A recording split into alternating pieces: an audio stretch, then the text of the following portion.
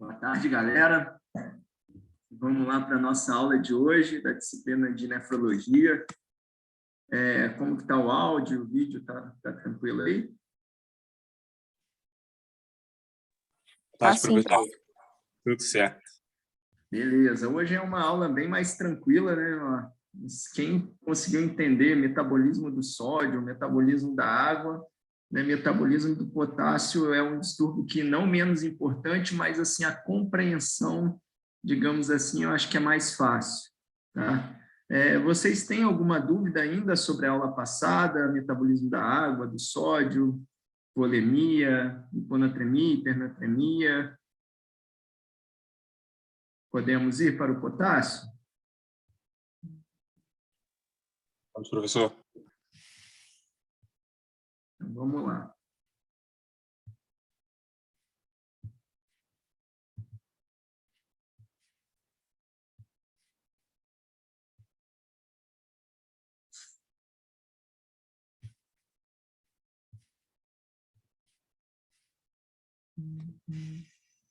Bom, distúrbios do metabolismo. Vocês assistiram a aula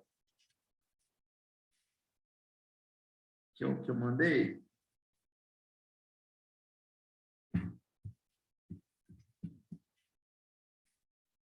A aula do final de semana?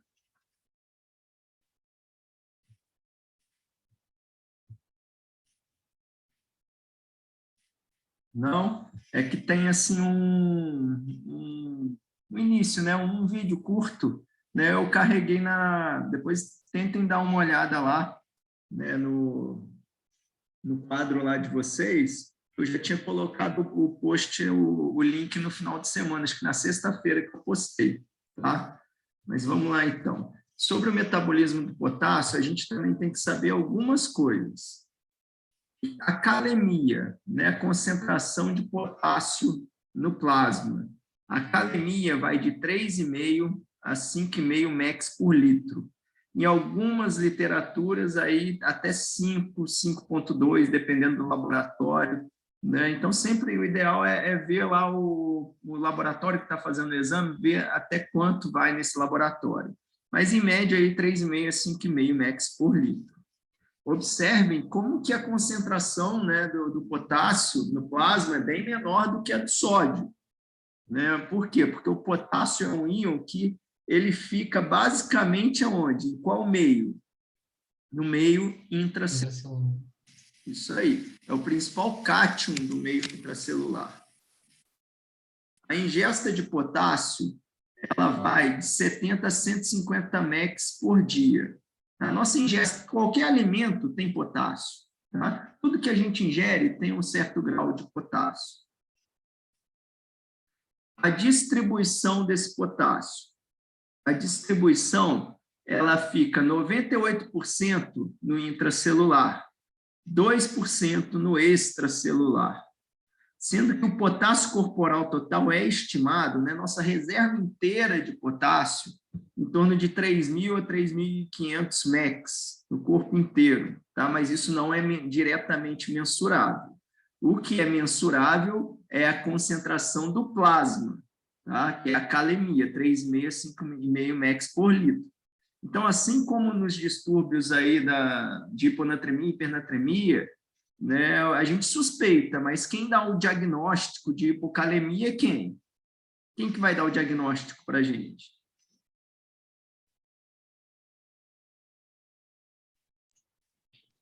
O extracelular? O laboratório, né? É um diagnóstico eminentemente também laboratorial, tá? Tá ali, ó. Olha o que a gente mede, né, no laboratório é só 2%, né, do potássio corporal, né, só do extracelular. Então, a gente tem que ter bastante atenção com isso, tá bom? Ó, quando a gente ingere os alimentos, né, alguns mais ricos em potássio, outros menos, esse potássio é absorvido, vai para o plasma, mas rapidamente esse potássio que entra no plasma é tamponado pelas células, entra para dentro da célula. Se não entrasse para dentro da célula, a gente nem estaria aqui hoje, eu não estaria falando com vocês, nem vocês estariam me escutando. Tá? Esse talvez seja o grande slide da aula de hoje. É o resumo que eu fiz, né, no vídeo. Depois olhem lá no YouTube, né, no link está lá na plataforma de vocês. Esse slide representa, então, aqui uma célula, certo? E vocês já viram que o potássio está basicamente 98% aonde? Dentro das células, certo? E existem fatores que estimulam, né, aqui fora 2%, mas que estimulam o quê? O potássio entrar para dentro da célula. Ou seja, o potássio plasmático acontece o quê? A baixa. Quais são esses fatores que estimulam o potássio a entrar para dentro da célula? Insulina. Por isso que um dos tratamentos de hipercalemia é fazer glicoinsulinoterapia. A gente vai ensinar para vocês, tá? É uma grande arma que a gente tem contra pacientes com hipercalemia. Beta-2 adrenoreceptor, né? Beta-2 agonismo, por exemplo, nebulização, quem tem asma sabe, né? O fenoterol, o salbutamol, nebulização, beta-2 agonista joga o potássio para dentro da célula, estados de alcalose jogam o potássio para dentro da célula. Tá? E o que estimula o potássio sair da célula? Ou seja, aumenta o potássio plasmático. Isso daqui eu estou falando independente da reserva corporal de potássio. Tá? Eu estou falando, né, de redistribuição do potássio que o paciente tem no corpo. O que aumenta, então, a saída de potássio da célula? Estados de acidose, estados hiperosmolares, por exemplo, hiperglicemia por arraste de água, acaba vindo de dentro da célula, potássio também. Antagonismo beta-2 adrenoreceptor, por exemplo, beta-bloqueador pode aumentar o potássio. E qualquer coisa, né, que aumenta o potássio extracelular, né, que estimula esse potássio a sair da célula, até mesmo a destruição celular, né, pode fazer com que aumente, né, o potássio plasmático. Tá? Qualquer lise celular vai ter uma tendência de poder gerar hipercalemia. Por exemplo, rabdomiólise, hemólise, por exemplo, o paciente que tem uma embolia em membro inferior, né, tem uma FA, fibrilação atrial, né, tem um êmbolo cardíaco, isso saiu do coração, foi para a aorta, foi parar no membro inferior direito, né, e gerou isquemia desse membro, gerando rabdomiólise. Pode gerar hipercalemia. Alguma dúvida nesse slide? Esse slide, assim, tem que entender muito bem esse slide. Repetindo, então, fatores que estimulam o potássio a entrar na célula: insulina, beta-2 agonismo e alcalose. Ao passo que vocês têm que saber de fatores que estimulam o potássio a sair da célula: acidose, estados hiperosmolares e antagonismo beta ou alfa-adrenoreceptor. Tá? Outro importante regulador do potássio no organismo, eu acho que até algumas pessoas falaram disso na aula de sódio, já quando a gente estava discutindo hipocalemia em paciente que está vomitando também. Leva em conta a aldosterona. Como que é a regulação da aldosterona? A aldosterona age lá no túbulo coletor cortical, tá? Lá no túbulo coletor cortical. O que a aldosterona faz? A aldosterona, ela age lá nos canais ENaC, no túbulo coletor, fazendo com que haja a reabsorção de sódio. Como reabsorve sódio, joga para fora hidrogênio ou potássio, tá certo? E aí, então, a aldosterona é importante nessa regulação do potássio. Estados de hiperaldosteronismo, né? Por exemplo, que vocês talvez já estudaram, hiperaldosteronismo primário, uma causa de hipertensão secundária, já ouviram falar? Onde tem um adenoma na suprarrenal produtor de aldosterona. Vai produzindo muita aldosterona lá na suprarrenal. O que acontece? Age muita aldosterona, reabsorve muito sódio, com isso o paciente fica hipervolêmico, uma tendência de ficar hipertenso, hipervolêmico, e joga para fora hidrogênio e potássio. Então, tem uma tendência de gerar alcalose metabólica, porque perdeu hidrogênio, e hipocalemia, entenderam? Ao passo que estados de hipoaldosteronismo, qualquer coisa que iniba em via final a aldosterona, então ela entra naquele eixo renina-angiotensina-aldosterona, qualquer coisa que iniba esse eixo, vai acontecer o quê? Vai ocorrer menos reabsorção de sódio e vai gerar o quê? Hipercalemia e acidose metabólica.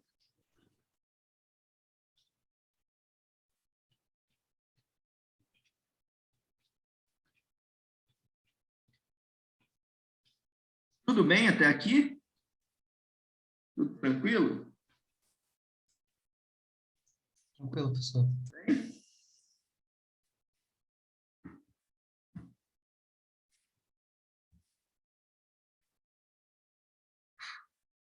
Posso prosseguir? Tá tranquilo. Tá tranquilo? O áudio tá bom? Tem hora que deu a impressão que estava travando. Tá bom sim, professor. Tá bom? Beleza. Então, vamos para o primeiro distúrbio. Viu como que é mais tranquilo entender potássio? O primeiro distúrbio é a hipocalemia. Conceitualmente, potássio plasmático menor que 3,5 mEq por litro. Tá certo? Definição de hipocalemia. Aqui está a figura da hipocalemia. Vocês conhecem? Não sei se é da época de vocês, né? Isso fez parte da minha infância. Quem que é esse personagem? Ninguém conhece? É o Jaiminho. É o Jaiminho carteiro, né? Qual que é a característica do Jaiminho? Fadiga. Fadiga. Então, guardem a cara da hipocalemia. É o Jaiminho carteiro. Tá? O principal sintoma, né, de hipocalemia são sintomas musculares. Fadiga, fraqueza, são um pouco inespecíficos os sintomas. Cãibras, hiporreflexia, podendo levar a constipação intestinal, distensão abdominal, é uma causa no pós-operatório, por exemplo, de íleo metabólico, e em casos extremos até mesmo rabdomiólise. Cardiovascular, pode gerar hipertensão e arritmia. Se atenham a uma coisa, potássio leva sintoma muscular e tudo mais, mas normalmente quando grave, quando mata, o potássio mata pelo coração, mata o paciente de arritmia, seja hipocalemia, seja paciente com hipercalemia, tá certo?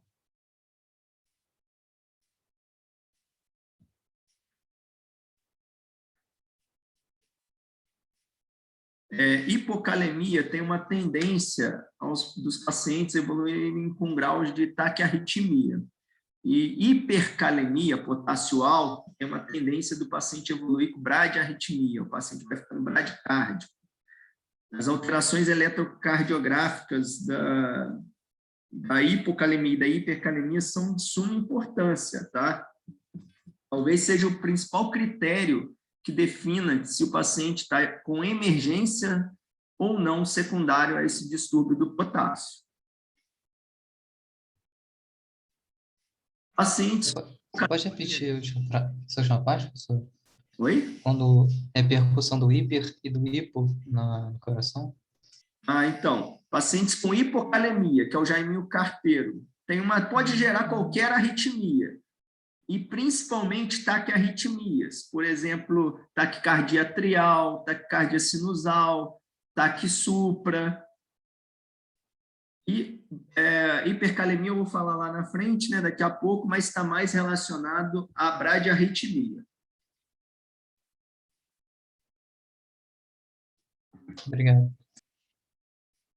Renal, paciente com hipocalemia de longa data pode evoluir com quadro de fibrose intersticial e diabetes insípidos. É causa de diabetes insípidos e fibrose intersticial.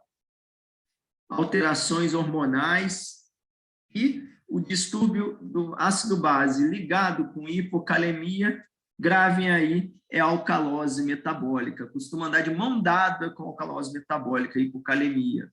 Tá?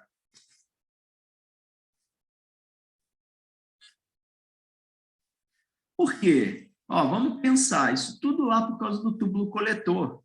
Um paciente que está com pouco potássio, certo? Lá no túbulo coletor não falei que tem o regulador da aldosterona, que absorve sódio, joga para fora potássio ou hidrogênio? Por que que a baixa de 1, né, está relacionado, hipocalemia está relacionada à alcalose metabólica? Vamos pensar, nosso corpo é inteligente, nosso rim então nem se fala, né? Então, se o paciente está com hipocalemia, o que ele vai ter uma tendência a fazer lá no rim? O que é esperado?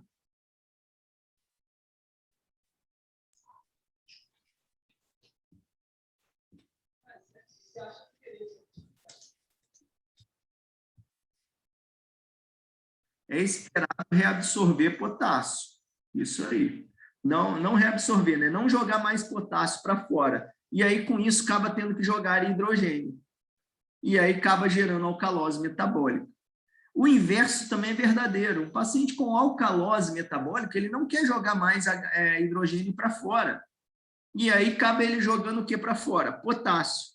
Por isso que, na maioria das vezes, não é sempre, na maioria das vezes, hipocalemia costuma vir de mão dada com alcalose metabólica. Isso, obviamente, se não tiver mais nenhum distúrbio, né, sobreadjacente, tá? Estou falando só relacionado a esse distúrbio, né? A prática clínica mostra que os pacientes têm, né, acometimentos variáveis, né? São muitas variáveis. Né? Entenderam?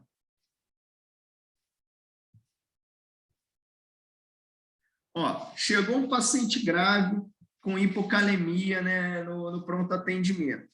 Qual que é a primeira coisa que eu tenho que fazer? Lógico, abordar esse paciente, né, monitorar. E qual é o primeiro discriminador importante para saber se esse paciente tem uma gravidade maior ou menor secundária a esse potássio baixo? Muito bem. OMV, né, oxigênio, monitor e veia, respondeu um ECG. Exatamente, eu tenho que fazer um ECG para ver se não tem alteração eletrocardiográfica secundária à hipocalemia. Tá? Aqui, ó, bonitinho, onda P, QRS, onda T. Tudo bem? P, QRS, T. À medida que o potássio vai abaixando, o que vai acontecendo? Vai acontecendo o seguinte, vai ocorrendo uma depressão do ST e vai aparecendo uma segunda, STT, vai aparecendo uma segunda onda depois, chamada de onda U, uma segunda onda positiva. Isso é sinal de hipocalemia severa. O paciente tem que ser tratado logo, com potássio intravenoso, né, do jeito que a gente vai ensinar para vocês, né? Não é uma ampola pura de potássio, que senão você mata o paciente, tá? HCl puro na veia nunca, né, tá? Nem que o potássio sérico do paciente esteja 1, tá? Potássio tem que ter também muita responsabilidade nessa reposição. Nas aulas práticas, a gente vai ensinar para vocês como que repõe potássio de forma segura, como que prescreve.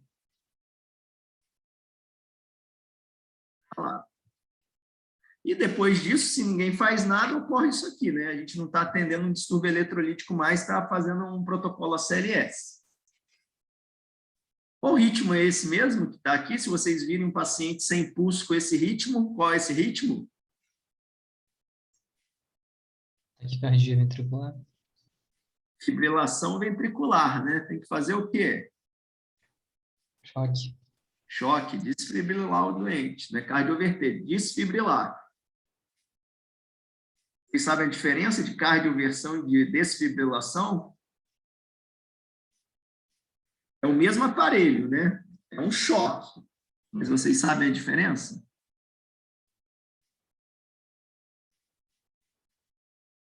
Alguém sabe? Lá no aparelho, né, do cardioversor, né, do desfibrilador cardioversor, ele tem um botão chamado sincronia. Paciente que está com parada cardíaca, não tem pulso, a gente tem que fazer desfibrilação desse doente, que ele vai dar uma carga no paciente independente, sem reconhecer QRS direito, nada disso, tá? A qualquer momento, a um momento aleatório. Quando a gente está com um paciente, por exemplo, com uma taquicardia instável, uma FA de alta resposta batendo a 200, paciente hipotenso, tem que cardioverter, mas tem que apertar o botão de sincronia. Por quê? Você não pode cardioverter aleatoriamente a qualquer momento. Se você bater em cima da onda T, às vezes você, de uma FA de alta resposta, você faz uma parada cardíaca no doente. Então, você aperta o botão de sincronia para, no momento exato, o cardioversor dar a corrente elétrica para o paciente reverter o ritmo aí eu quero reverter o sinusal sem levar a maiores problemas para esse paciente, entendeu?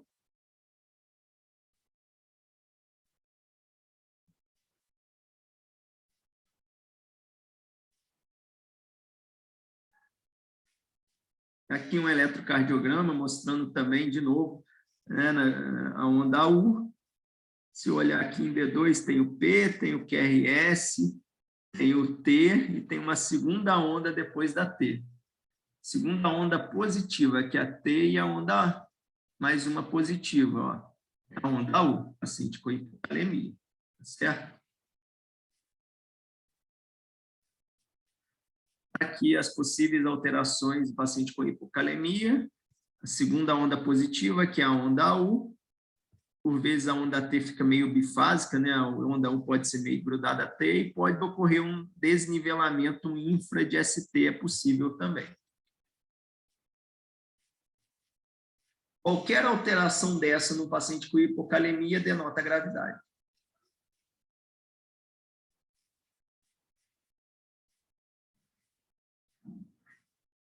Aqui eu acabei invertendo um pouco, porque muitas vezes o potássio, a gente tem que ver o quadro clínico, tratar a hipocalemia, né? Obviamente, eu sempre falo para vocês, distúrbio eletrolítico e ácido base nunca é causa, é consequência, algum distúrbio, um problema que o paciente tem, mas muitas vezes a gente tem que, antes mesmo do diagnóstico, tem que tratar o potássio. Por exemplo, uma hipocalemia com alteração eletrocardiográfica, eu tenho que tratar logo, até mesmo de eu ter certeza do que causou isso, entendeu?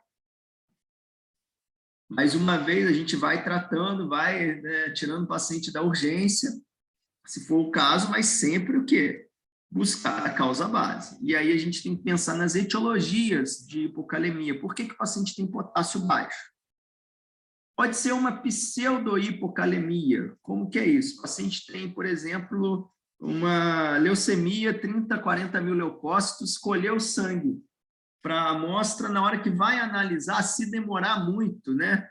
Potássio é intracelular, como tem muita célula, pode ser que, se demorar para analisar, o potássio pode entrar para dentro da célula e aí gerar uma hipocalemia que não é verdadeira. Como faz isso? Analisa logo o raio de sangue, né? O paciente com leucometria aumentada pode dar pseudo-hipocalemia, mas também pode dar pseudo-hipercalemia.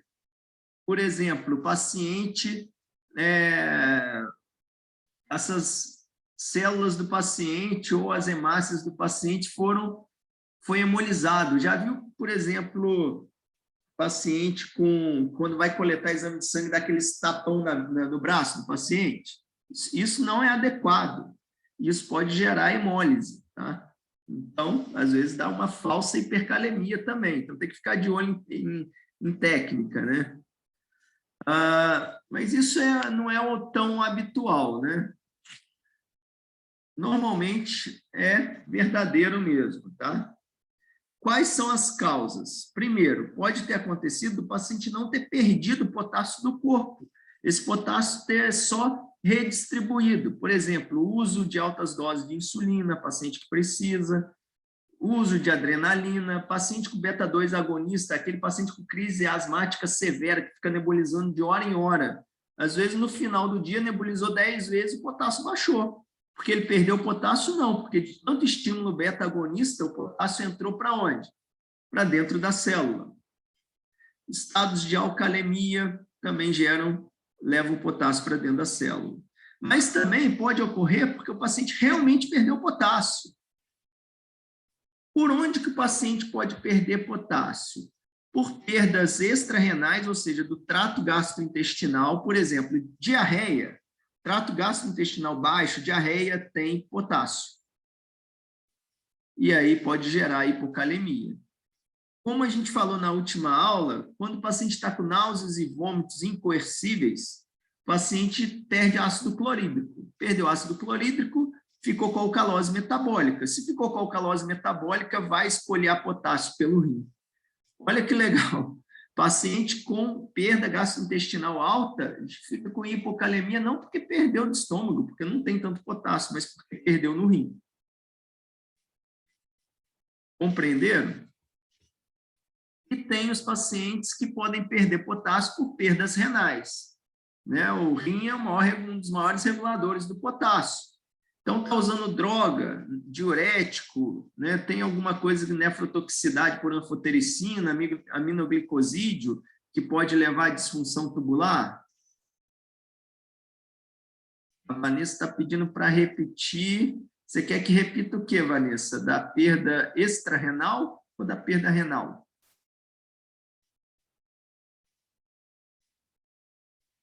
Então, perda extrarrenal. Primeiro, perda extrarrenal do trato gastrointestinal, então. Trato gastrointestinal alto, náuseas e vômitos. Paciente que tem náusea e vômito, né, intensos, o que acontece? Perde HCl, ácido clorídrico, certo?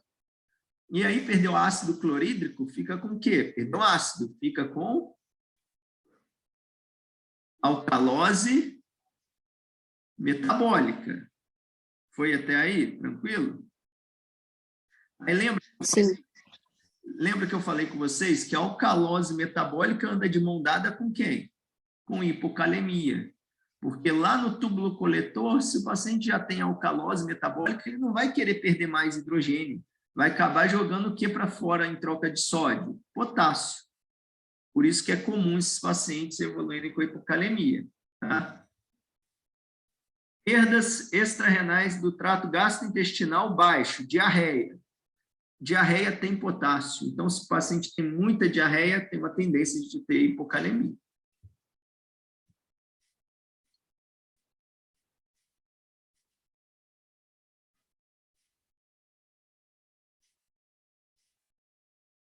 Perdas renais.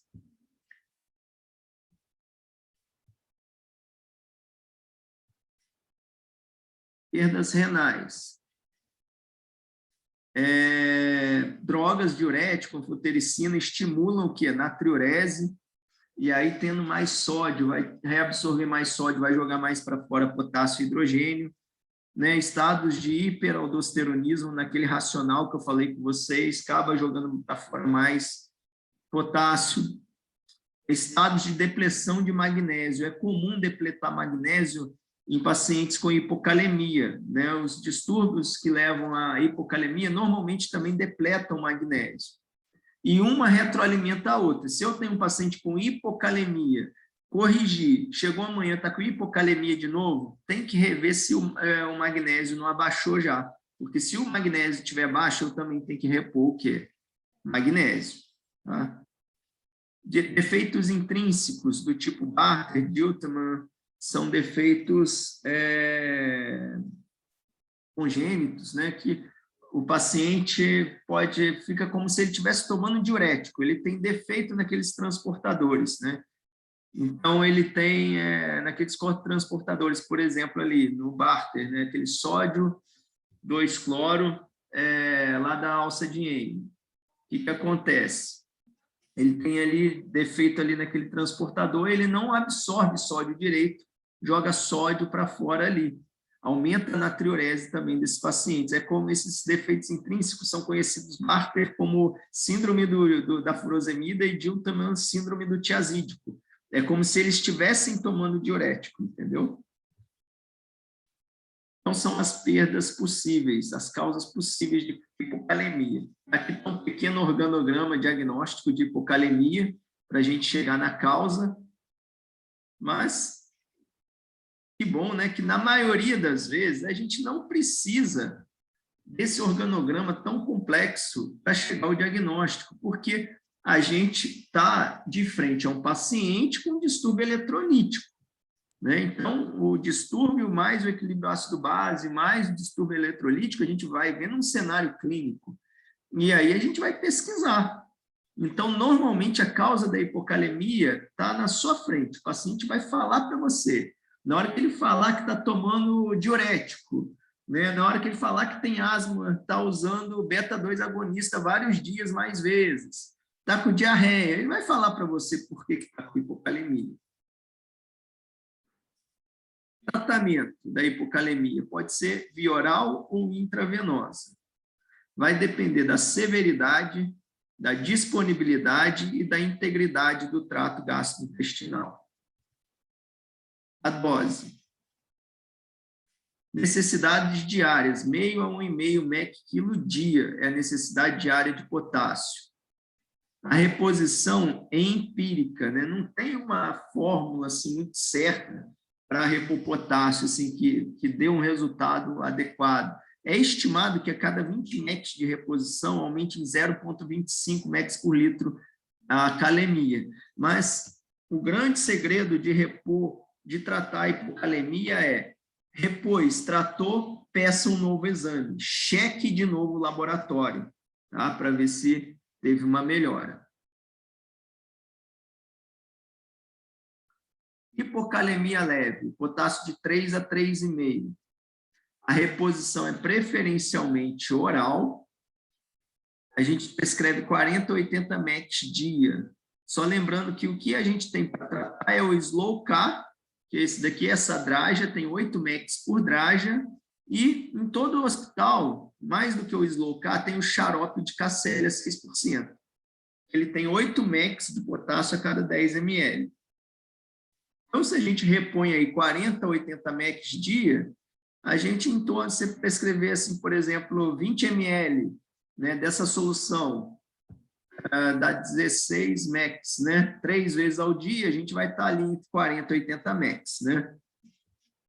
Pode também, por exemplo, o paciente que está com dieta zero, está com hipocalemia, começou a alimentar, está com fome, está alimentando bem, tolerando bem a dieta, a reposição do potássio pode ser até via oral, assim, por alimento também, não tem problema.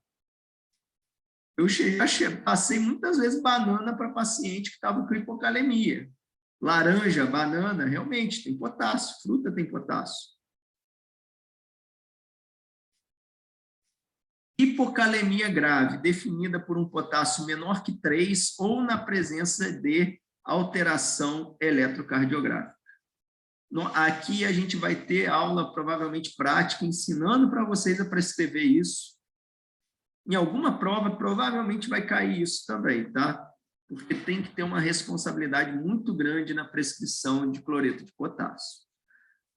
Velocidade de infusão, idealmente menor que 20 mEq por hora, nunca ultrapassar 40 mEq hora de velocidade de infusão.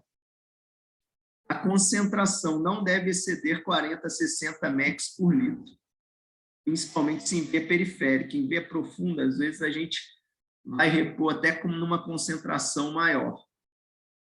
O ideal de repor potássio é em solução salina, não repor em soro glicosado, porque soro glicosado tem glicose, vai estimular a liberação de insulina, a insulina vai gerar o quê? Hipocalemia, então a gente não vai ser eficaz, tão eficaz. Para prescrever, vocês têm que entender que KCl 10%, a ampolinha de 10 ml, tem 1 grama de KCl, tá? E 1 grama de KCl tem 13 mEq de potássio. Tem a ampolinha também a 19,1%, onde cada essa ampolinha tem 1,91 gramas e em torno aí de 25 mEq de potássio. Mas guardem essa daqui, que é onde a maioria dos hospitais tem, é o 10%. Tá? Isso daqui comumente o pessoal chama de 20%, esse KCl 19,1%. Mas como prescrever, a gente vai ensinar numa aula prática para vocês. Alguma dúvida até aqui? Isso foi hipocalemia.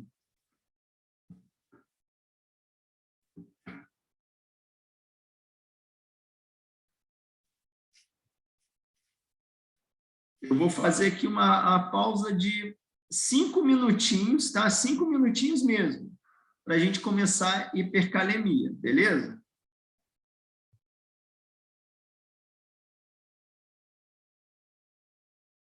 Tranquilo, professor.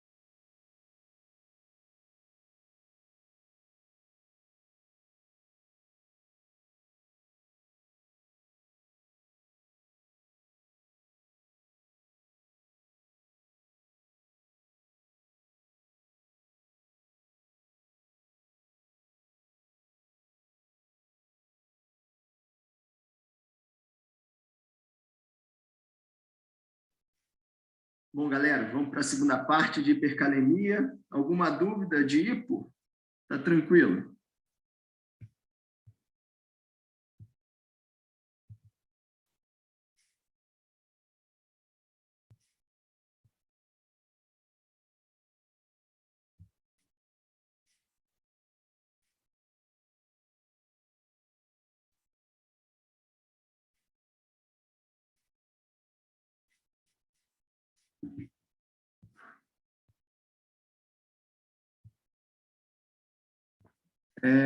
Hipercalemia, então, é definida também laboratorialmente como potássio maior que 5,5 mEq por litro. Tá?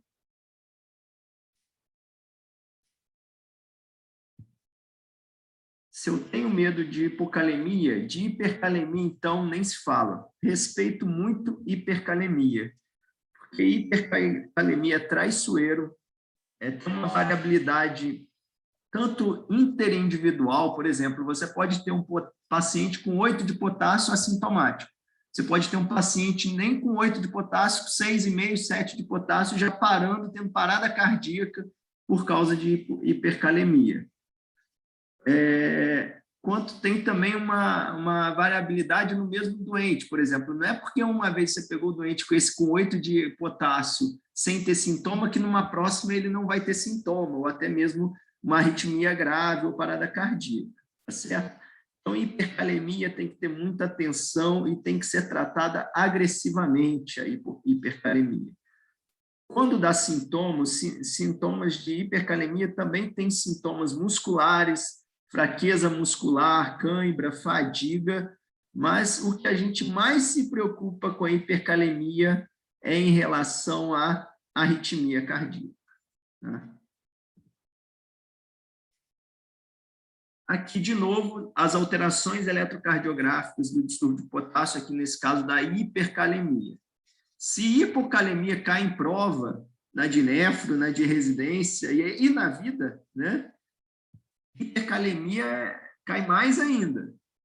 Então, está aqui o normal PQRST num potássio normal, de 4, eletro normal. À medida que vamos tendo aumento do potássio, e isso vai variar, né, de paciente para paciente, de momento para momento, a gente vai tendo alterações progressivas. A primeira alteração é a onda T apiculada, ó, ela vai tendo esse formato meio de tenda, vai apiculando a onda T. Aí o potássio aumenta mais, o que vai acontecer? Ó, aumenta mais, vai tendo alargamento do PR, e vai tendo que essa T vai se ficando mais em tenda ainda, até mesmo em níveis maiores, que acontece o quê? Some a onda P e fica um ritmo de QRS alargado, confuso, às vezes, o que é QRS, o que é onda T. Dessa forma, sim. E aí, nesse momento, o paciente já tem uma tendência já a estar bradicárdico, uma frequência de 50, de 40, vai tendo uma tendência à bradicardia, tá certo? Esse último padrão chamado sinoventricular, né? Se a gente não fizer nada nesse momento, o paciente para. Vai ter uma sistolia ou uma fibrilação ventricular. Ou até mesmo pode evoluir com atividade elétrica sem pulso, né? Qualquer mecanismo de parada é possível em hipercalemia. Enfim, mas o interessante é a gente abortar essa alteração antes de chegar lá embaixo, né?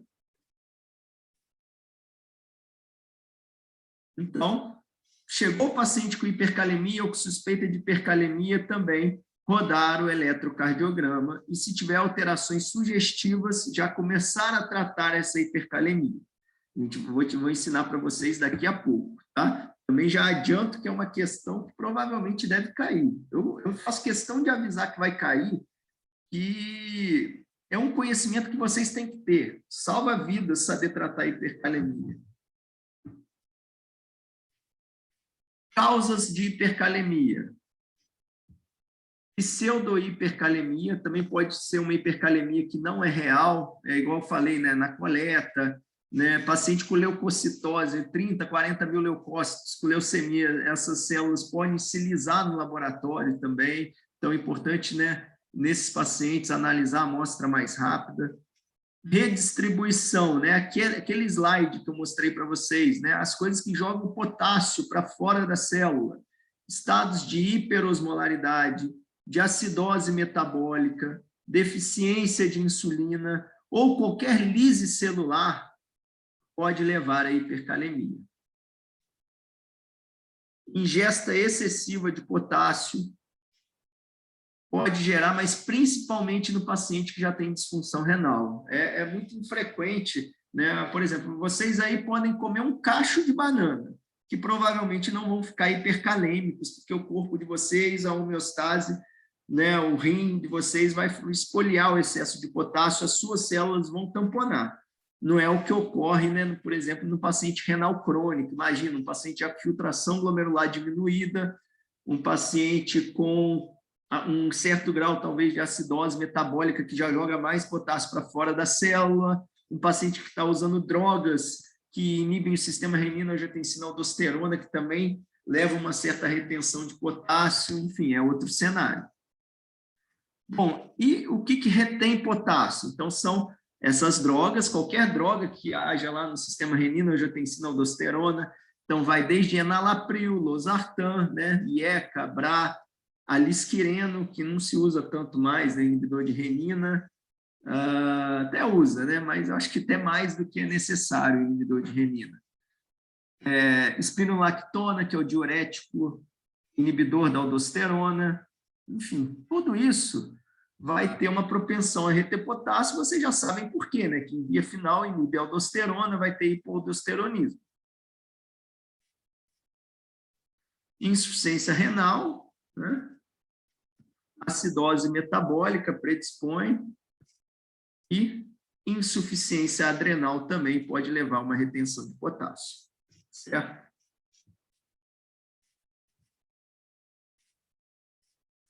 As drogas associadas com hipercalemias, tem várias drogas, né? Ó, beta-bloqueador, IECA, BRA, drogas contendo potássio, a própria heparina, né? Pode ser associada a hipercalemia. Antagonista da aldosterona, que é a espironolactona, né, e outros diuréticos poupadores de potássio, anti-inflamatório, digital, tudo isso pode ter aí uma importância também na retenção de potássio. Tratamento de hipercalemia. Tratamento de hipercalemia é trate de forma agressiva a hipercalemia. Tá?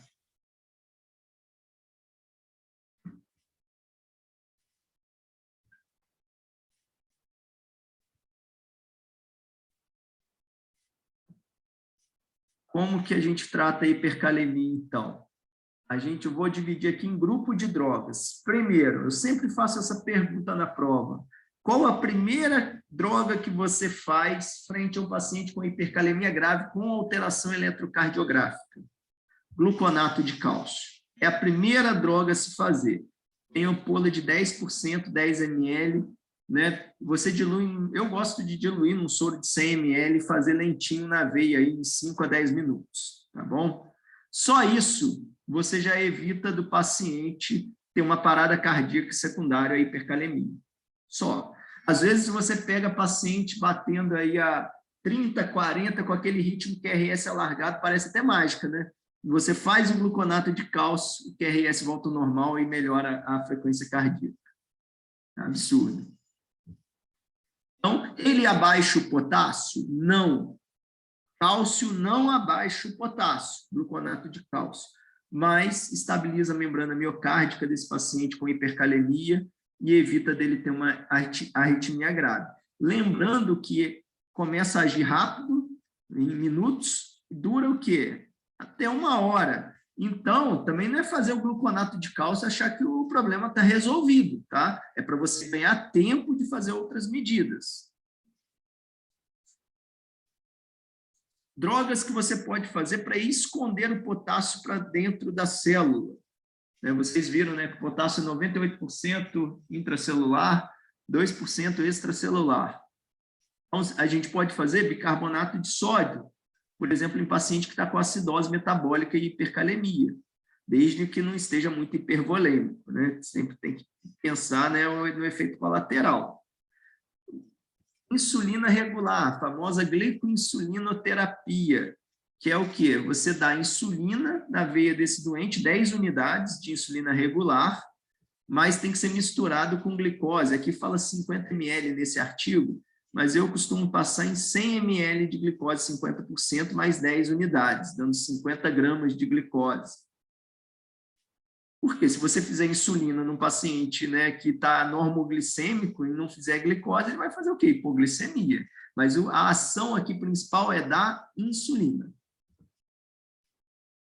Beta-2 agonista. Beta-2 agonista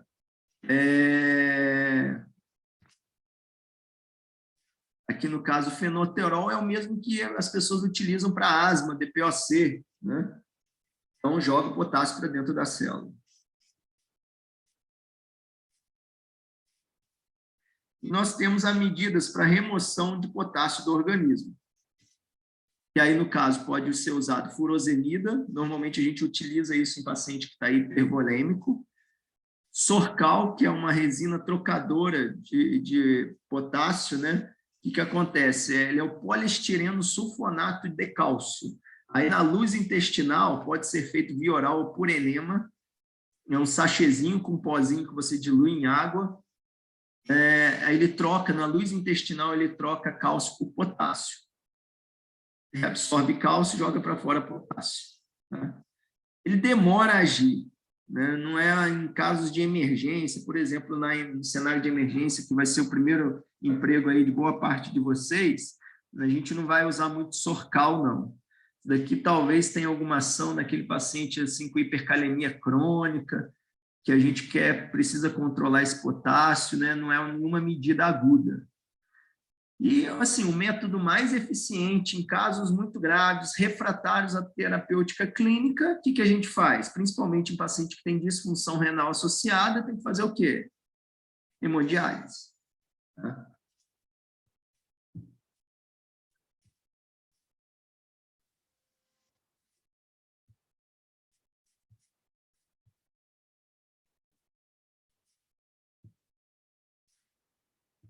Bom, galera, essa foi a aula de metabolismo do potássio, uma aula bem mais tranquila, né, do que a aula de metabolismo aí do sódio e da água. Slide das alterações da ECG, deixa eu voltar lá.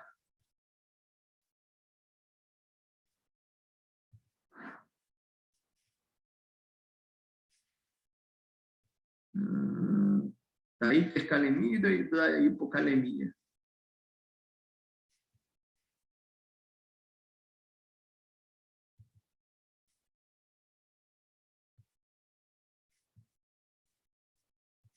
Esses são da hipercalemia. Aqui, ó.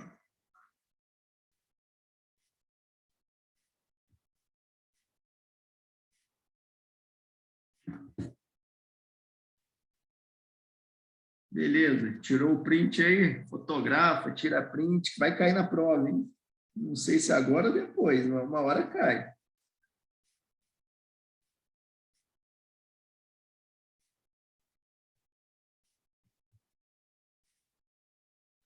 Aí, tirou também da hipocalemia?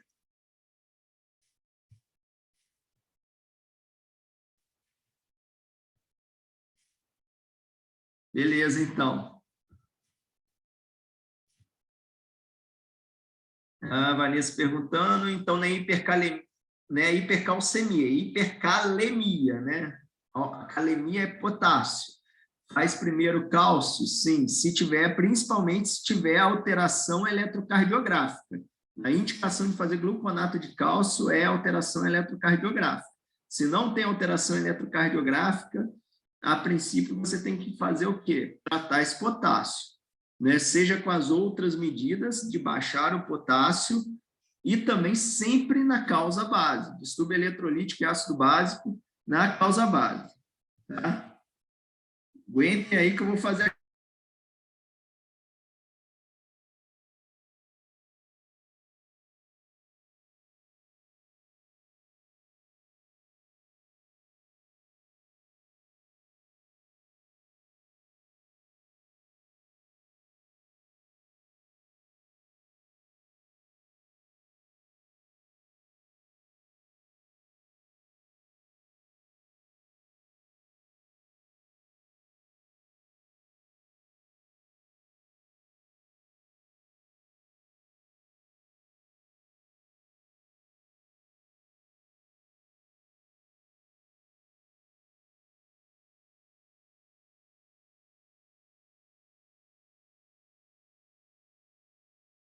Professor,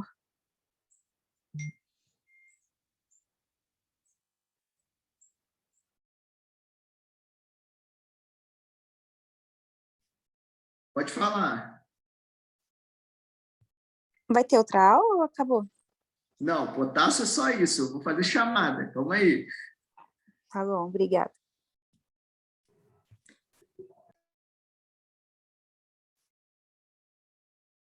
É que hoje eu já vou fazer direto aqui na nossa planilha, entendeu? Espero que vai abrir aqui hoje.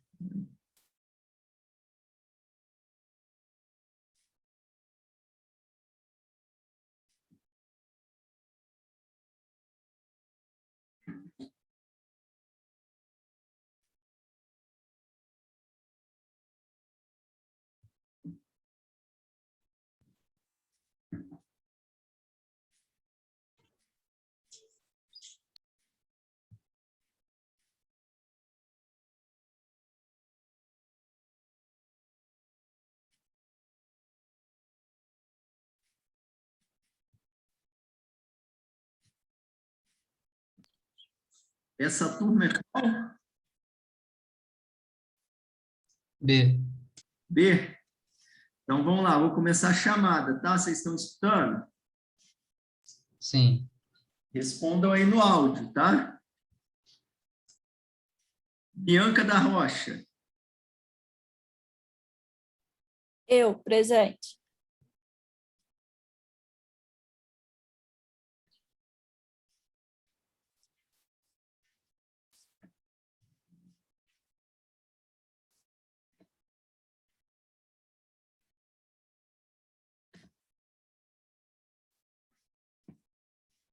Calma aí, que não está digitando aqui.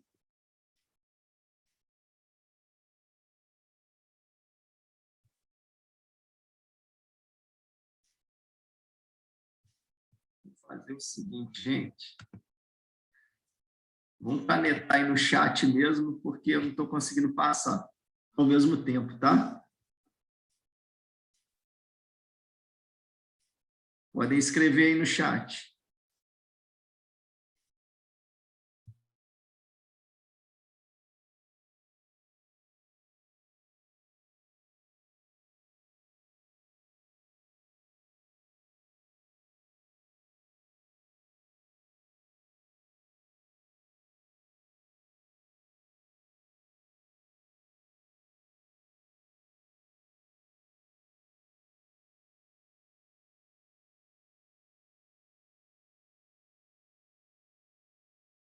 Professor, se eu puder repetir o que o senhor estava respondendo para a Vanessa, porque na hora que o senhor estava respondendo, falhou aqui, não sei se foi para todo mundo, mas aí Sobre o quê? a parte que o senhor estava respondendo para a Vanessa, na questão de alteração eletrocardiográfica, aí daria o gluconato de cálcio. Aí se eu falo mais alguma coisa e não apareceu o áudio. Ah, sim. É o gluconato de cálcio, principalmente se tiver alteração eletrocardiográfica. A indicação é a alteração eletrocardiográfica. Não tendo alteração eletrocardiográfica, né, não faz, a princípio, o gluconato de cálcio, você faz as outras medidas. É controverso se faria ou não gluconato em casos graves, né? Eu, na minha prática, quando está grave, está, sei lá, potássio acima de 6,5, e mesmo não tendo alteração eletrocardiográfica, eu faço. Mas isso é controverso na literatura, tá? indicação precisa de gluconato de cálcio é ter alteração eletrocardiográfica. E aí, ao mesmo tempo, você vai fazendo as outras coisas, né? As outras medidas, fazendo glicoinsulinoterapia. Se o paciente tiver com muita acidose metabólica, 1 grau de bicarbonato de sódio, talvez vai ter indicação nesse paciente. E correr atrás da causa base, entendeu? Ver o que está levando a essa hipercalemia. Obrigada, professor. Oi? Sim, obrigada. Tá, um abraço. Professor, Oi? o senhor pode passar e-mail ou telefone para contato? Mas em relação a quê? Para fazer apresentação para a Liga Acadêmica. Pode mandar aí do meu pessoal mesmo. Deixa eu colocar aqui, ó. Eu tenho o seu número, professor, eu passo para ele.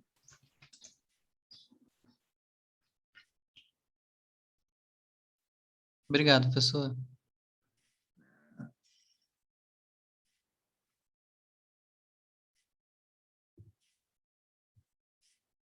Boa semana. Um abraço para vocês aí, tá? Até nas práticas, que lá que eu acho que a gente entende um pouco melhor sobre isso. Valeu, professor. Obrigado. Valeu, um abraço.